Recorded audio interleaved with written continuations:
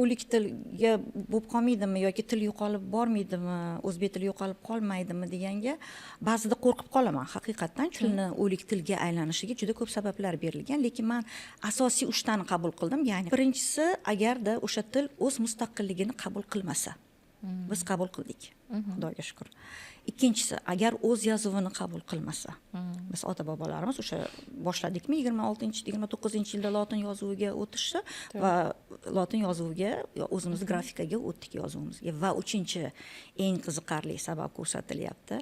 Agar o'sha tilda, ya'ni o'z ona tilingda 70% bolalar gapirmasa. Markazda, aynan shu xususiy maktablarda direktor bilan gaplashganimizda aytibdi, ochamiz muqaddas, albatta ochiladi dedi.